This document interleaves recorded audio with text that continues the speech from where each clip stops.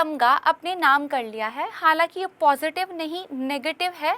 World air quality report 2021 के आंकड़े हाल ही में प्रकाशित हुए हैं और जिसमें दिल्ली को सबसे प्रदूषित राष्ट्रीय राजधानी का दर्जा मिला है। आज की इस वीडियो में इसी वर्ल्ड एयर क्वालिटी रिपोर्ट 2021 के बारे में हम चर्चा करेंगे और साथ ही आपका जो स्टैटिक का सिलेबस है जिसमें पॉल्यूशन मेंशन किया गया है उसके एक स्पेसिफिक सेगमेंट एयर पॉल्यूशन पर हम चर्चा करेंगे। नमस्कार दोस्तों, मेरा नाम है प्राची। संस्कृति आईएएस यूट्यूब चैनल पर मैं आप लोगों का बेहद स्वागत करती हूँ। आइए शुरू करते हैं आज का वीडियो स्टार्ट करने से पहले एक ज़रूरी सूचना। संस्कृति आईएएस की ओर से एक फाउंडेशन बैच लॉन्च किया गया है। इसके बारे में और ज़्यादा डिटेल से जानकारी लेने के लिए आप दिए गए नंबर पर संपर्क कर सकते हैं। अगर आप किसी और चीज़ के बारे में जानकारी चाहते हैं तो भी आप दिए गए नंबर पर संपर्क कर सकते हैं। इसके अलावा आप हमारी संस्कृति आईएएस की वेबसाइट को भी विजिट कर सकते हैं। शुरू करते हैं अपना वीडियो। देखिए, न्यूज़पेपर में कल ही जो है ये न्यूज़ आई है कि जो वर्ल्ड एयर क्वालिटी रिपोर्ट है किसकी है, ये IQAIR की है। इन्होंने बताया है कि 97% जो विश्व की सिटीज़ हैं वो WHO के एयर क्वालिटी गाइडलाइंस के जो मानक हैं उन पे खरा नहीं उतरती है। यानी कि 97% शहर ऐसे हैं जो खराब वायु के अंदर सांस ले रहे हैं। इसके अलावा देखिए लिखा है कि दिल्ली का नाम जो है मोस्ट पोल्यूटेड कैपिटल सिटी रखा गया और ये लगातार पिछले 4 सालों से हो रहा है। यानी कि पिछले 4 सालों में हम कुछ ऐसे कदम नहीं उठा पाए हैं कि दिल्ली की इस नेगेटिव पोजीशन को थोड़ा नीचे लेकर आ सके। इसी कंटेक्स्ट में आज की वीडियो पर हम चर्चा करेंगे।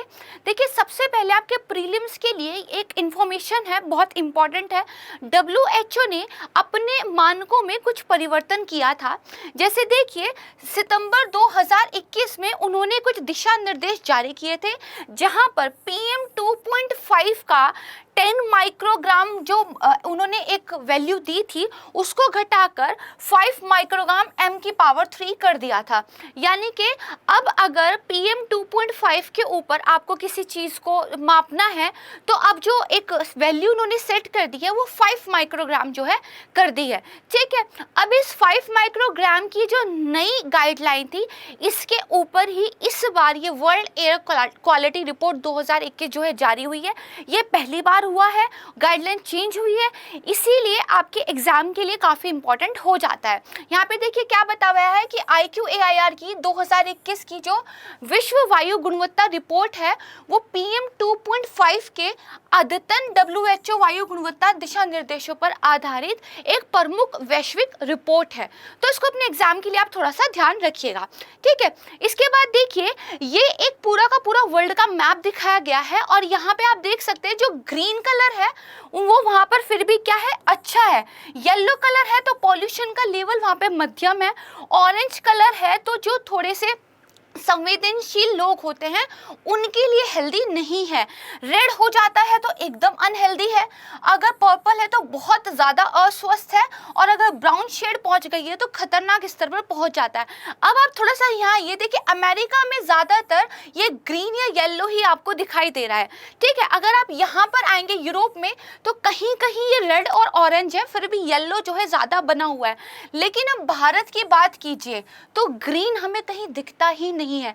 यहाँ पर हमें रेड, ऑरेंज और खासकर जो हमारा ब्राउन है वो भी दिखाई दे रहा है। यानी कि भारत में वायु प्रदूषण की जो हालात है वो वास्तव में बहुत ज़्यादा खराब है। ठीक है, इस मैप को समझे।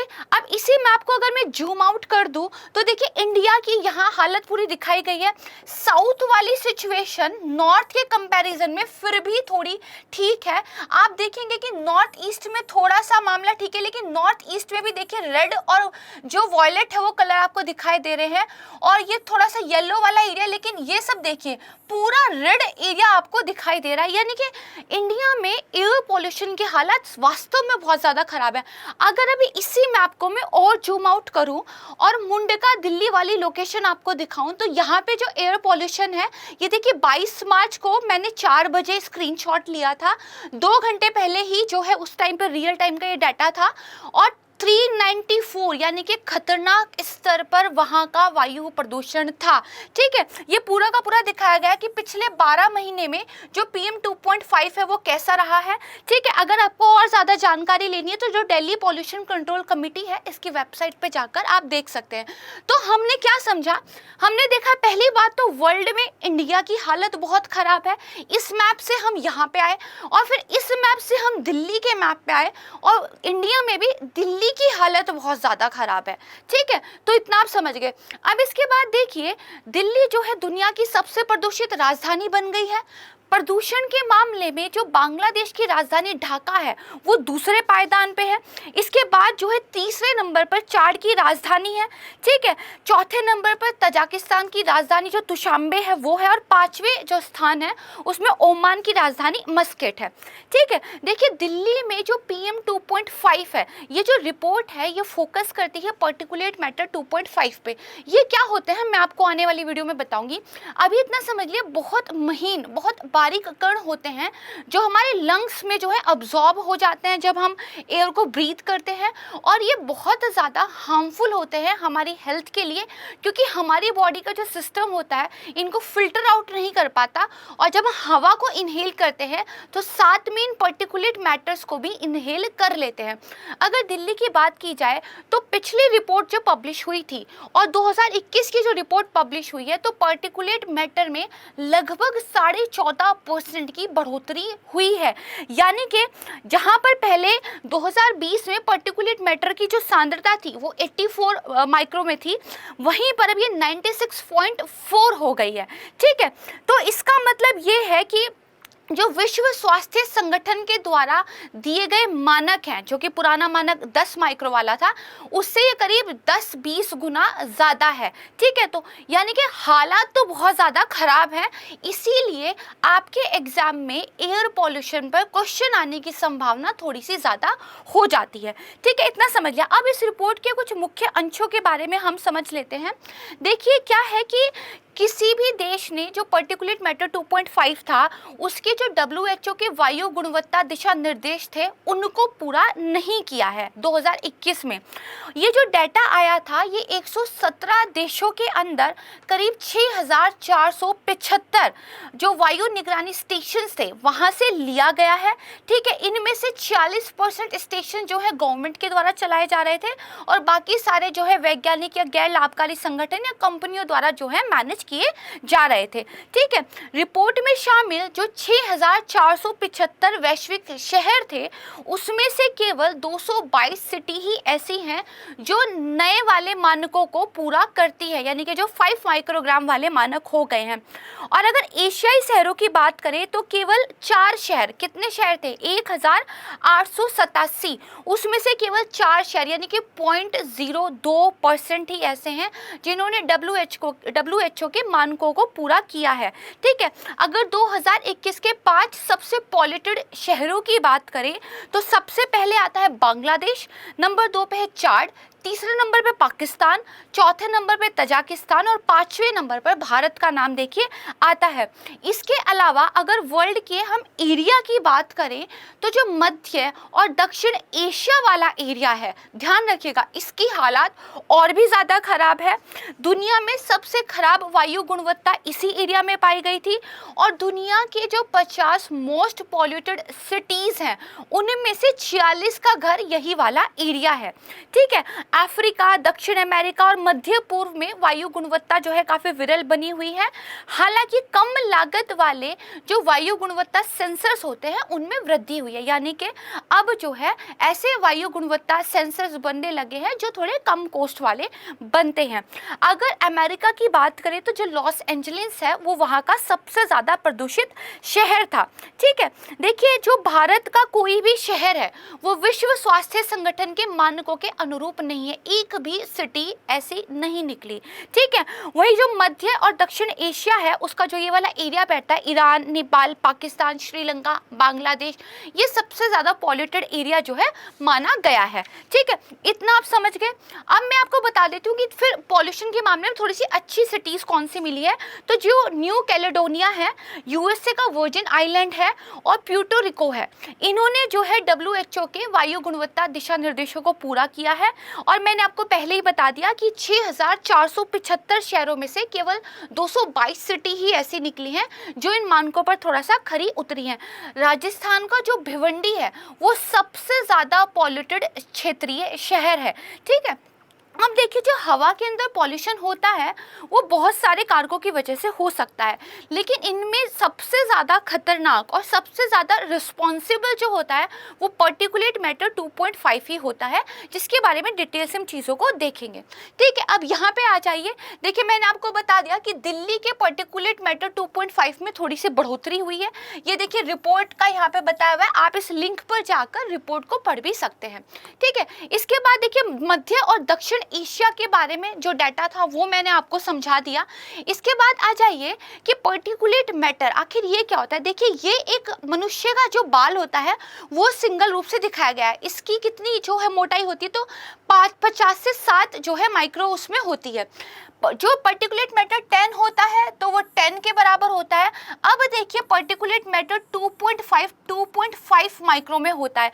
तो अगर मानव का बाल ही 50-70 जितनी मोटाई का है तो पर्टिकुलेट मैटर तो सिर्फ 2.5 ही का है। तो कितना ज़्यादा टाइनी पार्टिकल होता होगा जिसको आपके फेफड़े अब्जॉर्ब कर लेते हैं, और फिर बहुत सारी गंभीर बीमारियों से जो है हमें जूझना पड़ता है। सूक्ष्म कण प्रदूषण, ठीक है, ये आमतौर पे सबसे ज़्यादा हानिकारक होता है। इसकी सबसे ज़्यादा निगरानी की जानी चाहिए। इसकी वजह से अस्थमा, दिल में पड़ने वाला स्ट्रोक, फेफड़ों के रोग, ठीक है, ये सारी बीमारियां जो है हो सकती हैं। इसके बाद देखिए थोड़ा सा अगर हम देखें तो जो फेफड़ों के उत्तक होते हैं ना, उनमें बहुत गहराई तक ये जो है कण चले जाते हैं। यहाँ से ये हमारे ब्लड सर्कुलेशन में प्रवेश कर लेते हैं। ये आते कहाँ से, जीवाश्म ईंधन को जब आप बर्न करते हो तो उससे आते हैं, धूल भरी आंधी से आते हैं, जंगल में जब आग लग जाती है उसकी जो राख उड़ती है वहाँ से आते हैं, ठीक है, और बहुत सारी खतरनाक बीमारियों का कारण बनते हैं और लाखों लोगों की मृत्यु का ये कारण बनते हैं। एक डाटा मैं आपको बताती हूँ, WHO ने कहा कि 2016 में लगभग 420 लाख लोग समय से पहले मर गए, और उसका रीज़न ये पर्टिकुलेट मैटर था।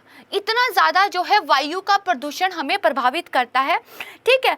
और WHO ये कहता है कि अगर आप अच्छे तरीके से चीज़ों को करेंगे तो जो डेथ होती हैं उन्हें में आप 3.3 मिलियन की कमी ला सकते हैं, ठीक है। अब देखिए भारत की अगर बात करें तो फसलों का जलाना भारत में एक आम बात है। सर्दी का मौसम आता है तो जो अवशेष फसल के बच जाते हैं उसको जला देते हैं, और दिल्ली के आसपास के एरिया में बहुत हंगामा होता है इस चीज़ को लेकर। गवर्नमेंट ने कुछ स्टेप्स भी उठाए लेकिन अभी भी बहुत काम करना बाकी है। तो जो दिल्ली में पोल्यूशन होता है ना धुएं की वजह से, उसका जो 45% धुआं है वो जो या प्रदूषण है वो इन्हीं फसलों को जलाने की वजह से आता है, ठीक है। तो बेसिकली हमें इस पर बहुत काम करने की ज़रूरत है। अब हम समझते हैं कि हमने काफ़ी सारा ये पढ़ लिया, वायु प्रदूषण की हालत ख़राब है, क्या डाटा है, रिपोर्ट क्या कहती है।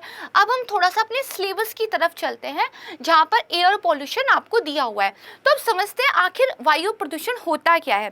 देखिए हवा है, उसका एक प्राकृतिक क्या है, अपना एक नेचर होता है, ठीक है। अगर उस नेचर में कुछ बदलाव आ जाए, कुछ अनैच्छिक ऐसे बदलाव आ जाए जो मानव के स्वास्थ्य के लिए या आप कह सकते हैं पर्टिकुलरली इकोसिस्टम के लिए ठीक नहीं है, उसी को जो है एयर पॉल्यूशन कहते हैं। किताबी डेफिनेशन देख लेते हैं, ये हमने मोटे तौर पे समझ लिया। पर्यावरण के अजैविक घटक वायु के भौतिक, रासायनिक और जैविक लक्षणों में कोई अवांछनीय परिवर्तन आ जाए जिसका पर्यावरण और जीवों पर प्रतिकूल प्रभाव पड़े, वही जो है वायु प्रदूषण कहलाता है।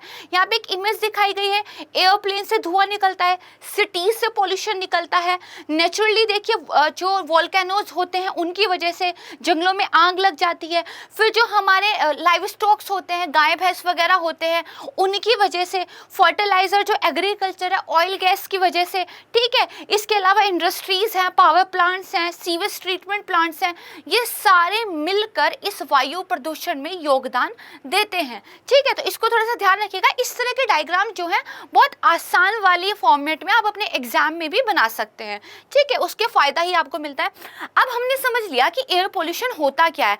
अब इस एयर पोल्यूशन के सोर्स क्या क्या है, तो देखिए जीवाश्म ईंधन के जलने से वातावरण में क्या क्या आ जाता है, सल्फर ऑक्साइड आ जाता है, सल्फ्यूरिक अम्ल आ जाता है, हाइड्रोजन सल्फाइड आ जाता है, कार्बन डाइऑक्साइड आ जाता है, जिसकी वजह से जो वायु है उसके अंदर हम सांस जो हम लेते हैं उतनी प्योर जो संगठन है वो नहीं रह पाता, ठीक है। इसके अलावा जो ऑटोमोबाइल और थर्मल पावर प्लांट है इनकी वजह से नाइट्रस के ऑक्साइड है, नाइट्रोजन के ऑक्साइड है, कार्बन मोनोऑक्साइड है, नाइट्रिक अम्ल है, ये आ जाते हैं। उद्योग और ऑटोमोबाइल की वजह से धातु जैसे निकल, आर्सेनिक, सीसा जिसको लेड भी बोलते हैं, ये आ जाते हैं। फ्लोराइड और साथ में जो फोटो रासायनिक धुंध होती है यानी कि फोटो केमिकल स्मोक होता है, इनकी वजह से भी एयर पोल्यूशन जो है होता है।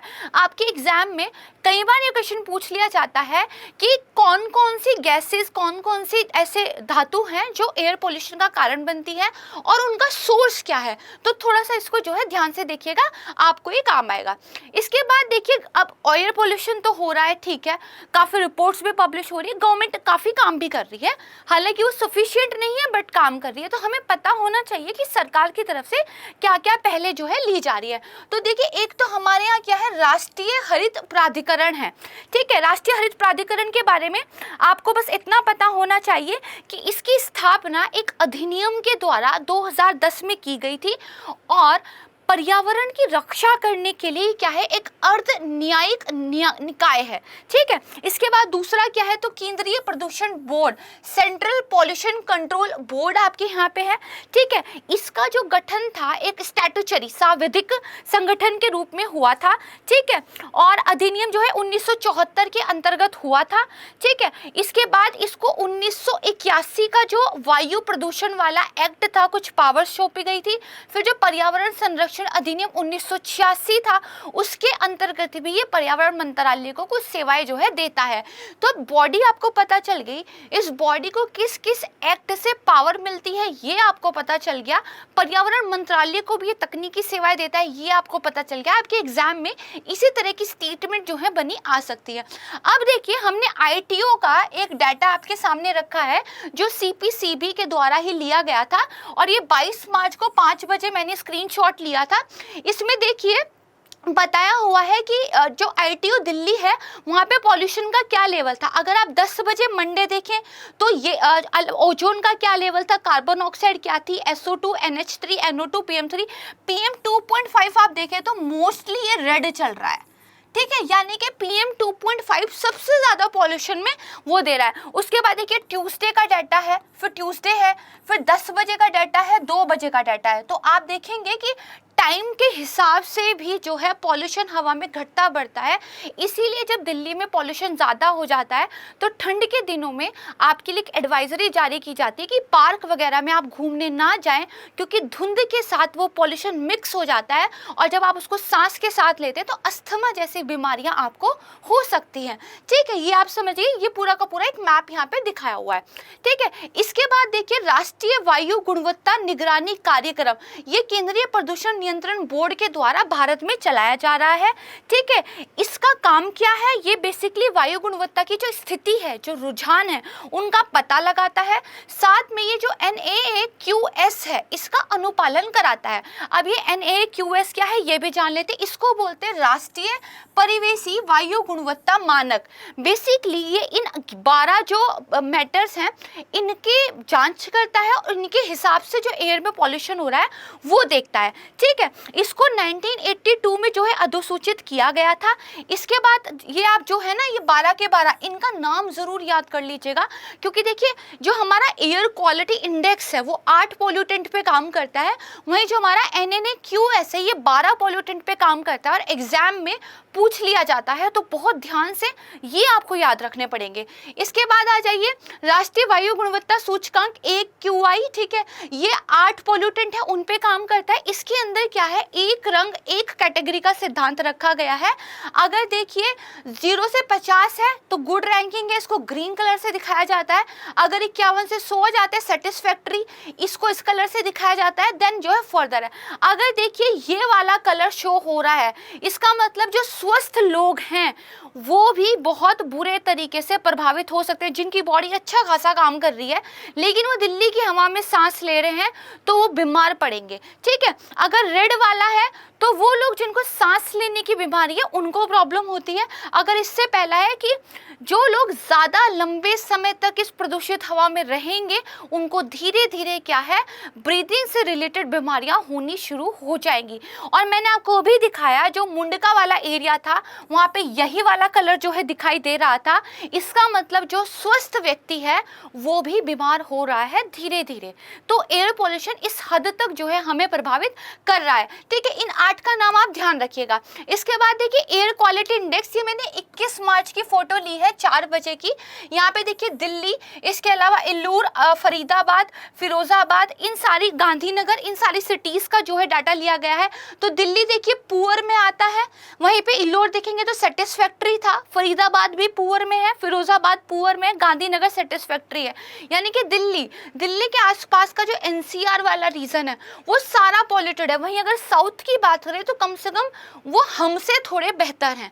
ठीक है, तो ये पूरा का पूरा एक डाटा है। मैंने आपको रिसेंट की पिक्चर्स इसलिए दिखाई हैं ताकि आपको पता चले कि आज जो हम दिल्ली में रह रहे हैं तो किस तरह की हवा में हम सांस ले रहे हैं। ठीक है, ये आप समझ गए। इसके बाद देखिए एक हमारे अधिनियम है वायु प्रदूषण बचाव और नियंत्रण अधिनियम। ठीक है, 1981 वायु प्रदूषण में कमी, रोकथाम और नियंत्रण के लिए इसे लाया गया था।